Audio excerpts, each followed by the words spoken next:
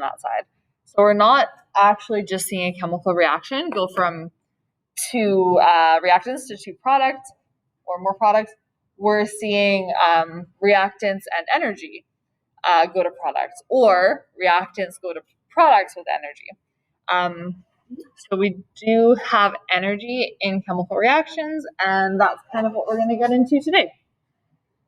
Okay, so in a chemical reaction, we're actually changing the atomic structure. So we're changing how the atoms are arranged, which means bonds do have to be both broken and then also reformed. So we are breaking bonds, we are forming bonds. And within the bonds of chemicals is where energy is stored. So we call that chemical potential energy when we've got energy stored in bonds. So in this example of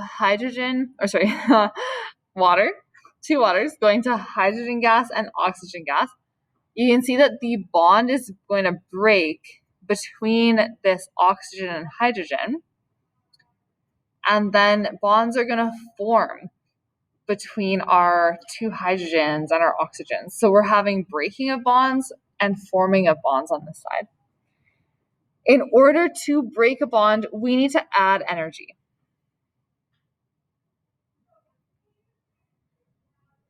So it has to be added. A really large E to make that word make more sense. So we have to add energy in order to break a bond. They don't just spontaneously break on their own. Energy is released when a bond is formed. And the energy, if the energy released is greater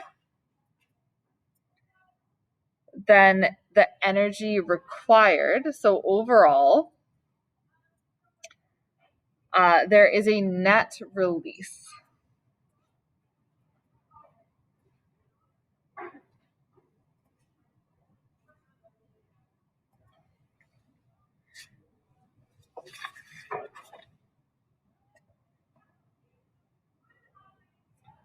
So if we've got more energy released than required, the overall or the net amount of energy is released into the surroundings, and the container is going to feel warmer.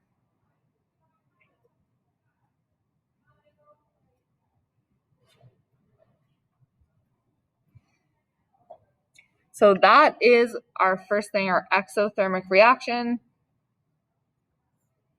So like the one that we did yesterday of hydrochloric acid and zinc. We saw that that was an exothermic reaction. It gave off heat. When you touched that test tube, it felt quite warm.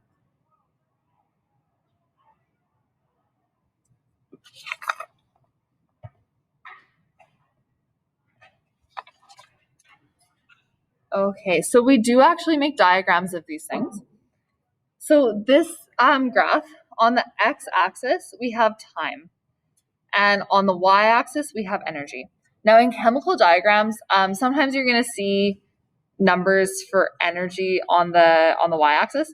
Generally, when we're talking about time, we're talking about the progress of the reaction. So what you're going to see is just on the y-axis, on the x-axis, there is time. It's the progress of the reaction. There usually won't be actual numbers along here associated with it. It's just as the reaction progresses. So that's what this graph is.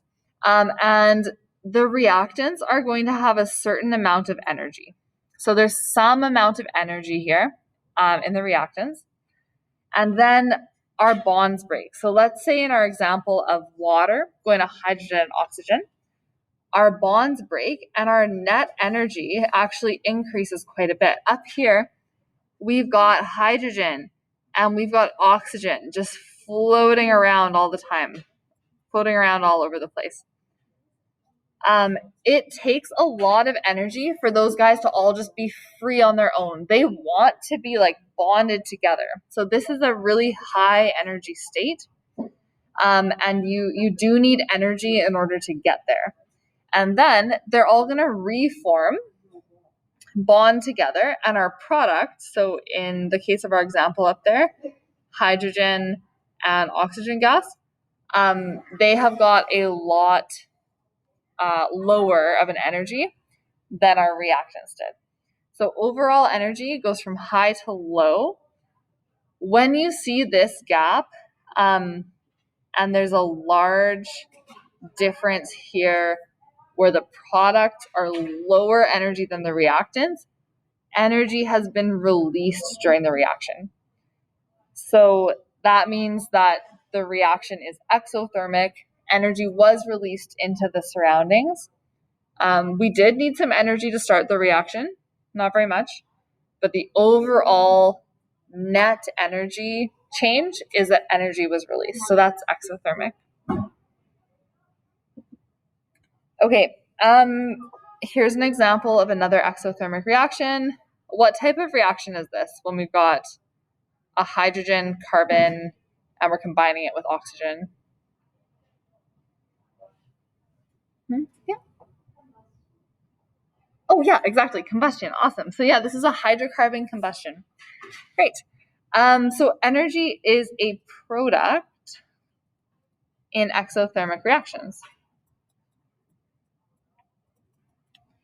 So you can see we've actually got energy on the product side there. So when we say a reaction is exothermic, we are producing energy.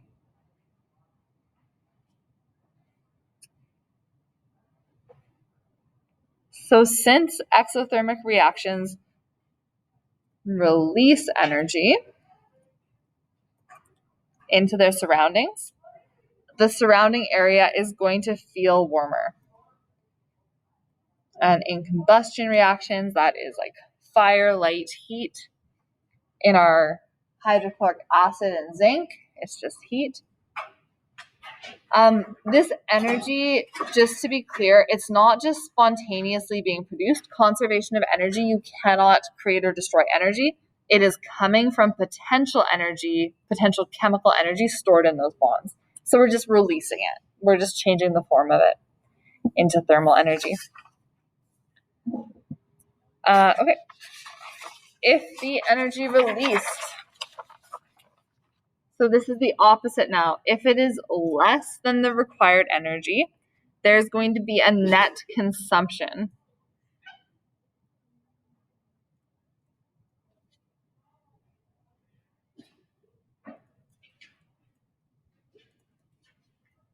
So there's going to be a net consumption of energy in the reaction from the surroundings. So our container would feel cold in this case. Or if we had a thermometer in there, we would see the thermometer go down. We would see the temperature decreasing. If we stuck our hand in that reaction, it would feel really cold. If we put water underneath it, the water might freeze. So this is called an endothermic reaction.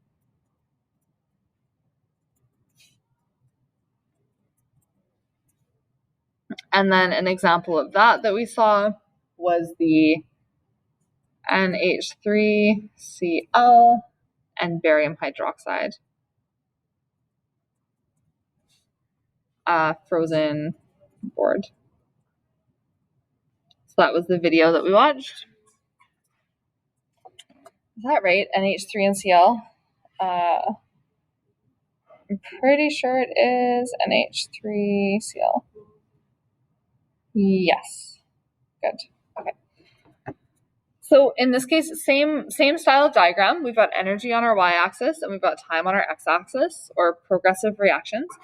But now our reactants have got a pretty low energy to start. So let's just use this as an example. So NH3Cl and barium hydroxide, they're at a pretty low energy.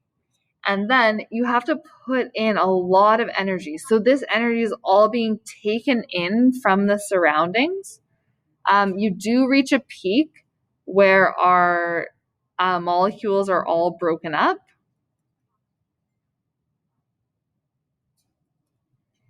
So they're all separated. All of our bonds are broken. There's a very high amount of energy. And then they're going to reform and we're going to see our products, which in this case are BaCl and NH3. Oh, this one ends up being weird. But NH3OH. NH3OH. So we've got reactants, low energy, tons of energy is absorbed from the environment. Bonds are broken. We exist at a very high energy state. Bonds are reformed, and we have products that are higher energy than the reactants. So this difference here, that's the energy that's required during the reaction. And as you can see, it is a net consumption of energy. So this is a positive number. So it's a net consumption of energy, where our exothermic reaction, this would be a negative number, a net release of energy. So that's the difference on the graph. Does that make sense, the graphing of these? Just kind of think positive gains energy, endothermic, negative releases energy, exothermic. People, I do find, kind of confuse these two graphs a fair amount. This is something that you get into way more in depth in grade 12. So this is kind of an introduction to it, but you'll see a lot of these graphs in grade 12 come. Okay, example of an endothermic reaction. How many of you have used a cold pack on an injury before? Yeah, most of you. Okay, so cold packs, they are actually, it depends on the cold pack. Some of them are things that people just freeze in the freezer, but those ones where it's just at room temperature and then you like kind of smush it up a little bit, those are actually an endothermic reaction. So those are ammonium chloride and water. And because this is endothermic, energy is on our reactant side. So it actually takes in energy. It makes ammonium chloride, and energy is absorbed from the surroundings. So you now have a nice cold pack to cool your injury. So energy is now a reactant in an endothermic reaction.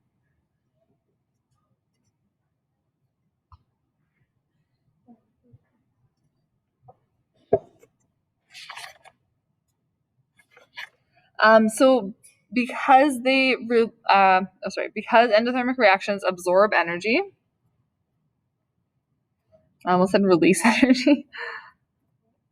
Okay, because they absorb energy into their surroundings, the surrounding areas feel cooler, which makes it possible for us to have ice packs that come from room temperature things. Okay, so we are just going to draw a really generalized graph, two graphs. These ones are nice because they show this thing here, the energy to get the reaction started, which is called our activation energy. So that is very important, and this is what an energy over progress graph actually looks like. But I just want to simplify this and not show that. So we're going to go endo, and we're going to go exo, two graphs, energy and time. So endothermic product reactants,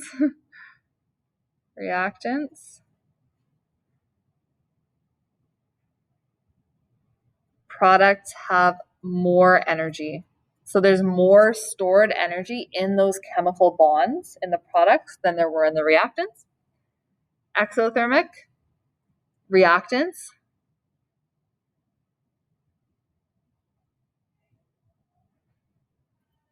products.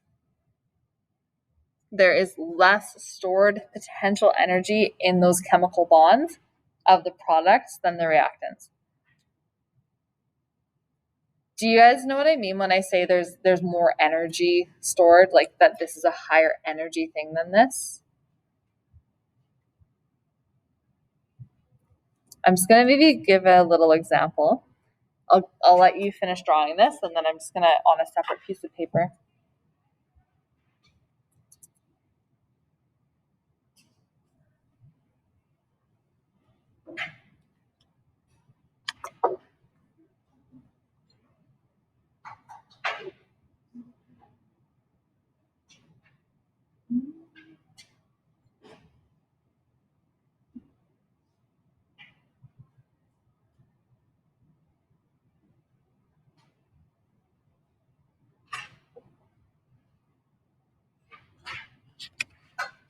Okay, so I'm gonna show you guys two molecules.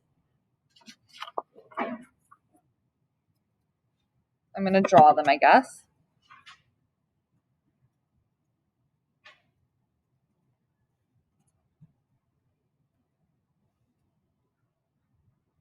Uh-oh. Okay, seriously, like half of chemistry, if you go to university, is just drawing, what are these called? Hexagons? You draw so many hexagons. It's wild. I swear, I used to be like really good at drawing these. My drawing skills have gone downhill. It's been a while. Okay, and this gets a little OH. That gets a double bond to an O. That gets a double bond to an OH. Double bond to an O, OH. And these are double bonded, I think. Okay, so it is okay if you do not know what this molecule is. But what we have right here, this is called a double bond. So this is a really strong bond pulling these together. These are covalent bonds. Do you guys remember learning that covalent bonds are way stronger than ionic bonds? No? When you've got a covalently bonded compound, they're sharing electrons, so it's a very, very, very strong bond. Whereas an ionic bond, it's a transfer of electrons and then they're attracted to each other, but they're not bonded as intensely as covalent compounds. So these are all very strong bonds, and there's a lot of them. Okay, so this molecule versus, let's say, this one here, NaCl. Which one of these molecules do you guys think has more energy stored in it? Like, which one could you break apart and get more energy from? Oh yeah, definitely the top one. And it turns out what this is ATP, or adenosine triphosphate. Do you guys know what that is? From grade 10? No? Okay. So adenosine triphosphate, this is what your mitochondria produces. This is actually your primary source of energy in your body. So this molecule, your body produces this from sugar, from carbohydrates, and from oxygen and water, and you get this molecule, and that's what's broken up and actually gives you energy for your body. So there is a ton of chemical potential energy in this compound. This is table salt, way less energy, just one little bond. So if we were to put this onto a diagram of energy, adenosine triphosphate would be like way up high on our energy y-axis. Sodium chloride, salt, would be like really low down somewhere. So what I'm saying when it's a reaction and you're going from low energy reactants to high energy products is your reactants are something that have got a little bit of energy stored in their bonds, and your products are something that have a lot of energy stored in their bonds. Does that make a little bit more sense? Do you guys want an example of like how we would see that? Okay. Let's just look at even the, even this one. Barium hydroxide, barium chloride. Well, it's not as obvious why these bonds are so strong. But basically, the bonds between barium chloride and the bonds between ammonium hydroxide are just significantly stronger. There's just more energy stored in those bonds than there is between ammonium chloride and barium hydroxide. So there's just more potential energy. If you were to split these up, you could get more energy out of them than you could by just splitting these ones up. So that's what I mean by there's a difference in energy between products and reactants. Yeah. Okay. Any questions around that information? Yeah. Yes. Yeah. Yeah. Yeah. Great question. Okay. So do these practice questions. So page 128, sorry, page 120, 68, 69, 121, 70 to 74. Basically, like key concepts that I want you guys to know from this is what is like endo versus exothermic. So like what do those mean in terms of energy? So that like what they mean in terms of like is energy consumed by the reaction or produced by the reaction, and be able to identify energy in a formula. So I want to be able to show you this, something like this, and you can say this is endothermic because energy is on the reactant side. And so ID energy in a formula and from a graph. So key concepts, what is endothermic? What is exothermic in terms of the energy? And then can I look at a formula? Can I look at a graph and tell you this is exo or